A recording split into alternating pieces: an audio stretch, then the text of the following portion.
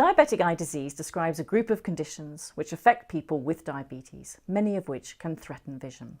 There are three groups of conditions that we need to consider. Firstly, there is the ocular conditions which are actually associated with diabetes, such as cataract and diabetic retinopathy. Secondly, there is a group of conditions for which diabetes is a known risk factor, such as glaucoma.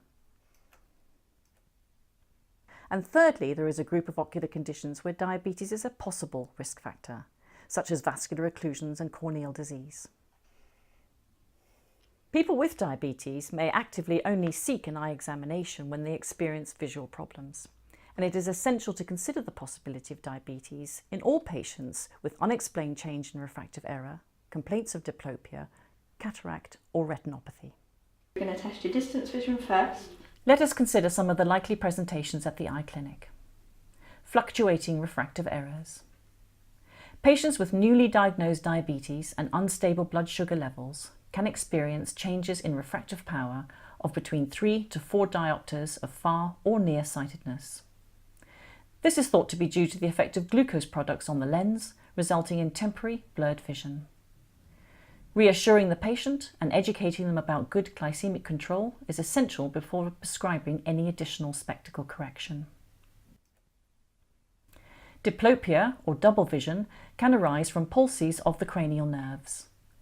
Diabetes is the cause of diplopia in 30% of people over 45 years and older who have developed acute extraocular muscle palsy. The underlying cause is thought to be microvascular damage to the cranial nerves. With good glucose control, people generally recover muscle function within 3 months. The most important vision-threatening diabetic eye diseases include cataract, glaucoma, and diabetic retinopathy, including diabetic macular edema. Other conditions, for example anterior ischemic optic neuropathy, can affect a small percentage of people with diabetes.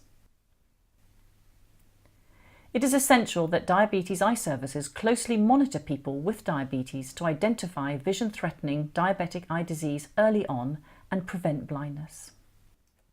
Cataract. Patients with diabetes are 2 to 5 times more at risk of early cataract formation.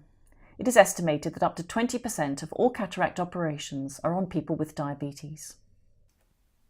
Posterior subcapsular cataract is a major cause of vision impairment in people with diabetes.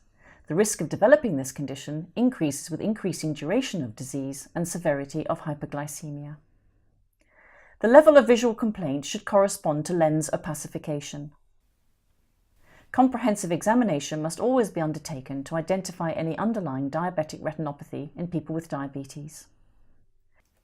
Vision loss from cataract is reversible with surgery.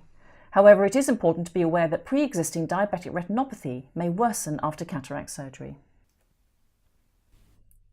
When managing cataracts in people with diabetes, it is also important to consider endophthalmitis, a severe infection within the eye and a devastating postoperative complication. People with diabetes are at increased risk of developing endophthalmitis after eye surgery. Primary open-angle glaucoma involves a spectrum of disorders which are typified by characteristic changes on the optic nerve and visual field loss. A recent systematic review highlighted that people with diabetes have an increased risk of developing primary open-angle glaucoma. There is nearly double the risk of glaucoma in adults with diabetes. Screening for glaucoma is challenging. However, it is important to carry out the detailed eye examinations essential for early detection of glaucoma, as the disease remains asymptomatic until the late stages and often remains undetected by patients until fairly advanced. Neovascular glaucoma is a visually serious consequence of underlying systemic ocular disease. Inadequate blood supply leads to neovascularization of the iris or neovascularization of the lens for drainage in the eye. And this ultimately leads to increased pressure. Diabetes accounts for approximately 1/3 of cases of neovascular glaucoma. It occurs particularly in those who have proliferative diabetic retinopathy. The incidence of neovascular glaucoma in diabetes is further increased amongst those who have already undergone previous ocular surgery. Panretinal photocoagulation is the procedure of choice for managing neovascular glaucoma. Diabetic retinopathy, including diabetic macular edema and proliferative disease, is the most common complication of diabetes and the leading cause of visual loss. Systemic blood pressure has a profound effect on the onset and progression of diabetic retinopathy and should be checked in every individual at each visit to the eye services. Over 90% of visual loss in diabetic retinopathy can be prevented with adequate treatment. People with diabetes may not be aware that they have retinal changes, and therefore screening programs are essential for early detection of diabetic retinopathy. A workable classification system is essential to identify and characterize and grade the level of diabetic retinopathy found in screening programs.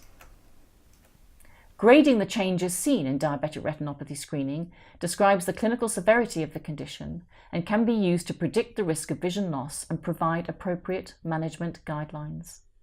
Various diabetic retinopathy classification systems are in use worldwide. The system presented here is the International Clinical Disease Severity Scale for diabetic retinopathy and diabetic macular edema.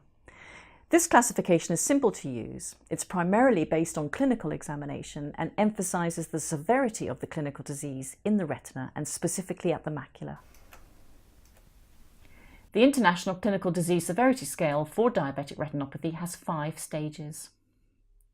Standard colour fundus photographs of each stage are available to compare with clinical findings. In stage 1, no apparent retinopathy, there are no diabetic fundus changes. In stage 2, which is mild non-proliferative diabetic retinopathy, a few microaneurysms are present. Stage 3 is called moderate non-proliferative diabetic retinopathy. Here we see the presence of microaneurysms, intraretinal hemorrhages, or venous beading, which is more than just microaneurysms but less severe non-proliferative diabetic retinopathy.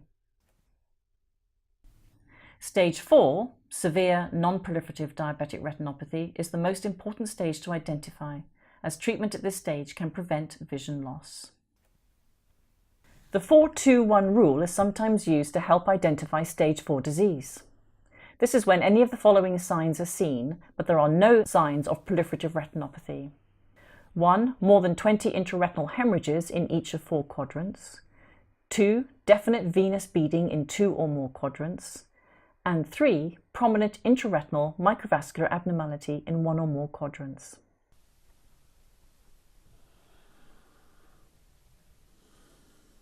Stage 5 is termed proliferative diabetic retinopathy. Retinopathy in this stage has progressed to neovascular changes affecting the iris, angle, optic disc or retina, with complications such as vitreous hemorrhage or retinal detachment. Laser treatment is needed urgently at this stage to preserve sight. The International Clinical Disease Severity Scale for diabetic macular edema.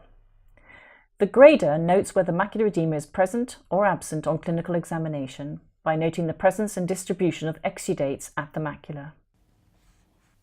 If exudates are present, they can be further classified into mild, moderate or severe, depending on the relationship of the exudates to the fovea, as compared to standard colour fundus photographs. The ocular conditions where diabetes is a possible risk factor are vascular occlusions and corneal disease. Retinal vein occlusion is the first condition.